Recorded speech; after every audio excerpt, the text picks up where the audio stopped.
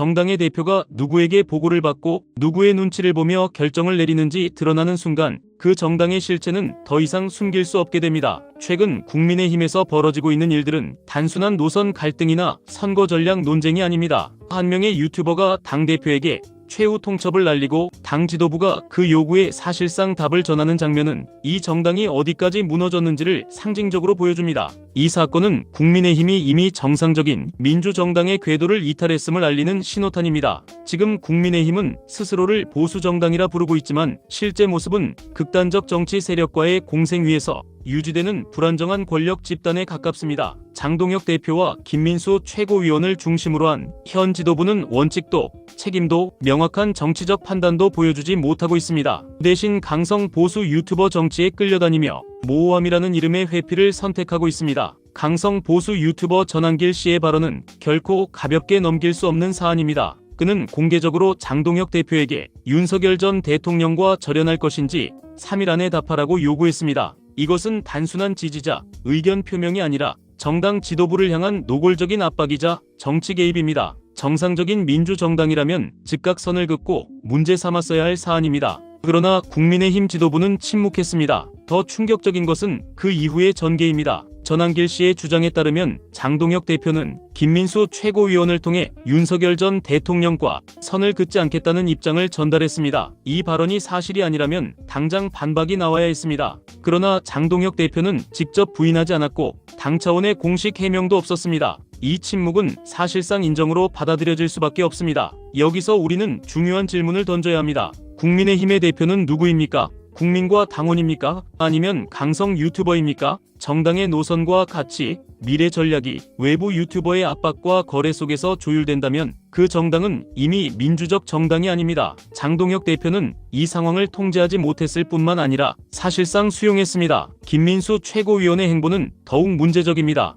그는 공개석상에서는 윤어게인 구호만으로는 지방선거에서 이길 수 없다고 말합니다. 중도 외연 확장이 필요하다고 강조합니다. 표면적으로는 현실적인 판단처럼 보일 수 있습니다. 그러나 동시에 그는 전한길 씨에게 장동혁 대표의 입장을 전달하며 윤어게인과 선을 긋지 않겠다는 메시지를 전했습니다. 이것은 명백한 이중적 태도입니다. 당 안에서는 강성 세력을 안심시키고 당 밖에서는 중도층을 향해 거리 두는 척을 합니다. 원칙 없는 정치, 계산만 남은 정치입니다. 김민수 최고위원이 말하는 전략과 호흡은 민주주의의 원칙 위에서 나온 것이 아니라 권력 유지를 위한 시간 벌기에 불과합니다. 이 과정에서 가장 중요한 문제는 윤석열 전 대통령 탄핵 국면과 계엄 옹호, 내란 동조 논란에 대한 태도입니다. 장동혁 대표와 김민수 최고위원은 이 문제에 대해 단 한 번도 명확한 정치적 단절을 선언하지 않았습니다. 오히려 윤어게인을 전략적으로 분리할 수 있다는 표현을 사용하며 필요에 따라 이용할 수 있는 자산처럼 다루고 있습니다. 이 지점에서 분명히 짚고 넘어가야 합니다. 장동혁 대표는 내란 논란을 부정하지 않았습니다. 정치 지도자가 계엄 옹호와 내란 동조 세력과의 관계를 끊지 않겠다고 밝히고 이를 선거 전략의 일부로 관리하겠다고 말하는 순간 그것은 과거를 단절하겠다는 태도가 아니라 사실상 용인하겠다는 입장입니다. 이는 정치적 책임의 인정이며 내란적 행위와 선을 긋지 않겠다는 선언과 다르지 않습니다. 국민의힘 지도부는 윤어게인을 외치면 선거에서 불리하다는 현실은 알고 있습니다. 그러나 동시에 그 세력을 버릴 용기도 없습니다. 이유는 분명합니다. 그 세력이 여전히 당권과 조직 장악에 필요하기 때문입니다. 이것이 바로 내란 정치가 반복되는 구조입니다. 민주주의를 위협하는 극단 세력을 비판하면서도 실제로는 권력 유지의 도구로 활용하는 정치입니다. 김민수 최고위원은 긴 호흡을 말하며 강성 지지층에게 이해를 요구합니다. 그러나 민주주의는 기다려달라고 부탁하며 지킬 수 있는 것이 아닙니다. 잘못된 것을 지금 바로 끊어내지 못하면 그 잘못은 시간이 지날수록 더 큰 비용으로 돌아옵니다. 지금의 모호함은 미래의 패배를 예약하는 선택입니다. 더 심각한 것은 당내 갈등을 외부 강성 유튜버 세력과 결합시키는 방식입니다. 김민수 최고위원은 친한계, 중진들과 싸우느라 힘들다고 말하며 외부의 지지를 요청합니다. 이는 정당 내부의 민주적 토론 구조가 무너졌다는 증거입니다. 당의 문제를 공론으로 해결하지 못하고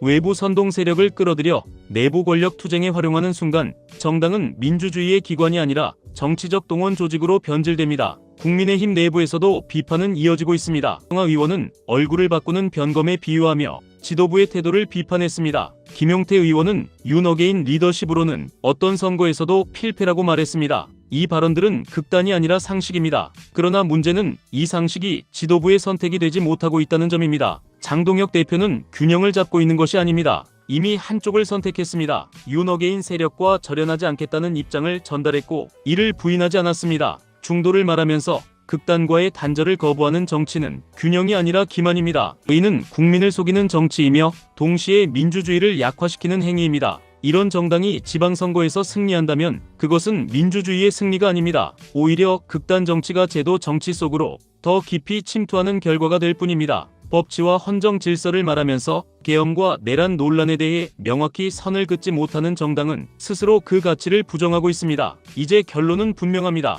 국민의힘은 단순한 인적 쇄신이나 메시지 조정으로 회복될 수 있는 상태가 아닙니다. 극단 유튜버 정치, 윤어게인 정치, 내란 논란을 전략적으로 관리하려는 태도가 공존하는 한 이 정당은 민주공화국의 정당이 아니라 민주주의를 잠식하는 구조로 남을 것입니다. 그래서 지금 필요한 것은 미봉책이 아니라 해체 수준의 책임입니다. 해체란 간판을 내리는 것만을 의미하지 않습니다. 지금의 지도부, 지금의 노선, 지금의 권력 구조를 전면 부정하지 않는 한국민의힘은 같은 위기를 반복할 수밖에 없습니다. 장동혁 대표와 김민수 최고위원의 행보는 그 위기의 상징이며 동시에 내란 정치의 잔재를 끊어내지 못한 증거입니다. 정치는 선택의 결과로 평가받습니다. 침묵도 선택이고 모호함도 선택입니다. 장동혁 대표는 모호함을 선택했고 그 모호함은 내란과의 단절을 거부하는 방향으로 작동했습니다. 이 사실은 시간이 지나도 사라지지 않을 것이며 국민은 그 선택을 기억할 것입니다. 영상이 유익하셨다면 구독과 좋아요로 영상 제작에 큰 힘이 되어 주시길 바랍니다. 시청해 주셔서 감사합니다.